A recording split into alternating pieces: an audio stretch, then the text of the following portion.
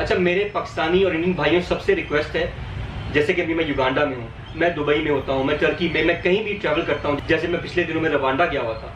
आप देखते हैं कि अच्छा करीम भाई यहाँ पे आए हुए हैं, मेरा नंबर स्क्रीन पे है, तो आप अपनी स्टोरी मुझसे शेयर कर सकते हैं। अगर अच्छी स्टोरी होगी तो उससे लोगों का फायदा हो जाएगा। अगर कोई ऐसा वाकया हुआ है जिससे आपका कोई नुकसान हुआ या आप समझते हैं कि लोगों को उससे आगाह करना चाहिए, तो आप वो भी शेयर कर सकते हैं ताकि लोगों का नुकसान होने से बच जाए।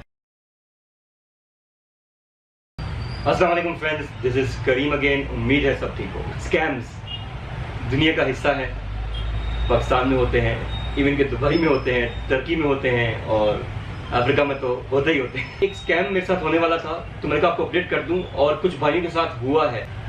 आप जब किसी भी कंट्री ट्रैवल कर रहे हो, खास तौर पे जब आप अफ्रीका की तरफ आ रहे हैं, तो आपको इन चीजों का बहुत ध्यान रखना पड़ता है। अच्छा, स्टोरी बड़ी इंटरेस्टिंग है तो लाजिम वीडियो पूरी देखिएगा और शेयर का बटन भी दबा दें ताकि और लोगों को पता चल जाए। मेरे पास अपार्टमेंट था और मैं पाकिस्तान वापस जा रहा था, तो मेरे पास कुछ चीजें थी जो मैं सेल आउट करना चाह, जैसे फ्रिज है और एक माइक्रो था और उसके बाद ब्लेंडर था। ये 3 चीजें थी जो मैंने जीजी यहाँ पे, जैसे ओलेक्स है पाकिस्तान में, तो जीजी एक ऐप है जिसपे हम चीजें लगा देते हैं ताकि वो अच्छे प्राइस में, अच्छे पैसों में बिक जाए। तो मैंने पोस्ट की तो कॉल आना शुरू हुई। एक कॉल आई जिसमें उन्होंने कहा कि जी ठीक है, हमें ये प्राइस जो है वो एक्सेप्टेबल है। उन्होंने फ्रिज के लिए देखा ऐड, तो उन्होंने कहा कि जी हमें फ्रिज चाहिए, तो हम आपके पास आ रहे हैं, आपका एड्रेस बताएं। उनको गाइड किया अपने घर का अपार्टमेंट से। मैंने इसको देखा तो मैंने अस्करी को इशारा किया कि इस गाड़ी को आप अंदर आने दें। गाड़ी अंदर आ गई, उन्होंने रिवर्स करके गाड़ी लगा दी जी, के मतलब जैसे कहते हैं रेडी टू गो। तो ड्राइवर ऊपर आया तो मैंने उसको फ्रिज वगैरह दिखाया। उसने कहा कुछ और क्या बेचना है, तो मैंने कहा ये माइक्रो भी है और ये ब्लेंडर भी है।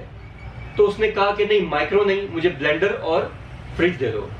मैंने कहा ठीक है। तो मेरा प्राइस हमारे बीच तय हो गई है, लेकिन मेरी आपसे एक रिक्वेस्ट है। मैंने कहा वो क्या? उस बंदे ने कहा कि मैं मुलाजिम हूँ, ड्राइवर हूँ, मेरे बॉस का बॉस नीचे गाड़ी में बैठा हुआ है, उसको प्राइस का नहीं पता।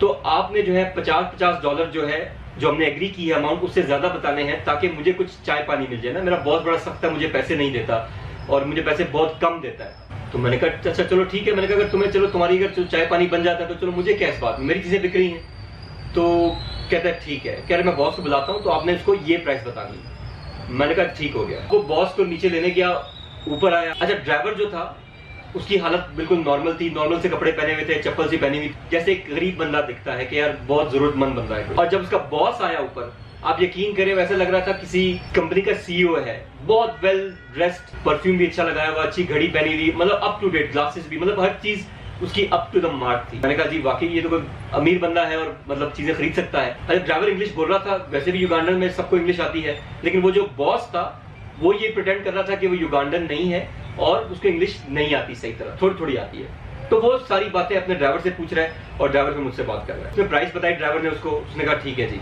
तो उसने एक एनवलप निकाला, एनवलप में थे डॉलर्स, तो उसने डॉलर निकाल के गिनना शुरू किए। जब मैंने नोट किया डॉलर्स मुझे जो थे वो कुछ सही नहीं लग रहे थे, तो मैंने उसे कहा कि नहीं यार मुझे डॉलर्स नहीं चाहिए, मुझे युगांडन करेंसी में युगांडन शिलिंग चाहिए, मैं डॉलर्स नहीं लूंगा। तो अचानक उसका चेहरा जो है बॉस का वो चेंज हो गया। तो उसने आगे से कुछ थोड़ा सा उसको सख्त लहजे में बोला और फिर बॉस नीचे उतर गया। तो ड्राइवर ने मुझे कहा कि मेरा बॉस एकदम नाराज हो गया कि यहाँ पे डॉलर नहीं चलते, ये क्या बात हुई, आप डॉलर नहीं ले रहे, आप तो फॉरेनर हैं।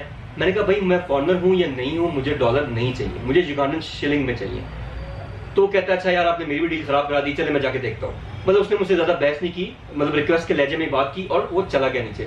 बल्कि जब वो नीचे जाने लगा तो मैंने उसे बोला, मैंने कहा एक्सचेंज बिल्कुल हमारी गली के बाहर लेफ्ट साइड पे एक्सचेंज है, तुम्हें गाड़ी में भी जाने की जरूरत नहीं है, पैदल चले जाओ, बॉस को यहीं रोको और तुम पैदल चले जाओ, साथ ही एक्सचेंज है।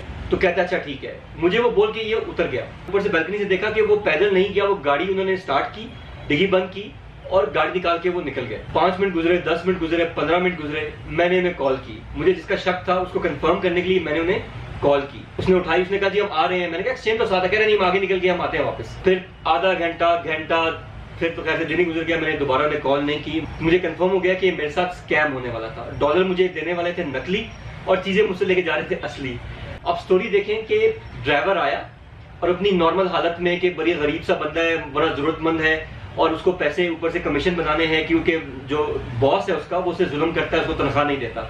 और बॉस बड़े अच्छे हुलिये में है, इंग्लिश भी कम बोलता है कि जी फॉरेन से आया है, कोई और अफ्रीकन कंट्री से है साथ। उन्होंने शो किया कि ये साउथ सुडान से आया हुआ है। तो उसको इंग्लिश सही नहीं आती। तो ऐसा उन्होंने एक्टिंग की और फिर उसने, देखिए वो कहते हैं ना कि सोने पे सुहागा, उसने ये एक्टिंग की कि मुझे भी तुमने कमीशन देना है, ताकि मुझे लगे ही ना कि ये दोनों मिले हुए हैं। तो अल्हम्दुलिल्लाह मैं उस चीज से बच गया। तो आप भी कोशिश करें कि जब आपको कोई डॉलर दे रहा है युगांडा में या अफ्रीका में कहीं भी, तो उस डॉलर को चेक कर लें। हो सकता है वो डॉलर नकली हो या फेक हो या वो पुराने हो, तो आपका नुकसान हो सकता है। डॉलर में पैसे मत लें। हाँ, अगर आप एक्सचेंज पे खड़े हैं फिर तो एक और बात है, एक्सचेंज से आप ले रहे हैं तो जारी बात है वो और बात है, लेकिन पर्सनली बंदे किसी से आप डॉलर मत लें कोई भी चीज बेचते हुए। जो मेरे पुराने भाई हैं 2018-19 से मेरे साथ जुड़े हुए हैं, वो ये बात जानते हैं कि मैं हमेशा अपने पर्सनल एक्सपीरियंस शेयर करता हूं और मैं कोशिश करता हूं कि मेरे एक्सपीरियंस से अगर किसी को फायदा होता है तो वो हो जाए, किसी का नुकसान ना हो। तो आप ये वीडियो प्लीज लाजिम सब भाइयों से शेयर कर दें। हो सकता है कोई आपके वीडियो शेयर करने से नुकसान से बच जाए। मैंने अपना फर्ज अदा कर दिया है, आप भी अपना कर दीजिएगा। दैट्स इट, मिलते हैं नेक्स्ट वीडियो में। तब तक दुआओं की दरखास्त। करीम द ट्रैवलर का आपको सलाम। अल्लाह हाफ़िज़।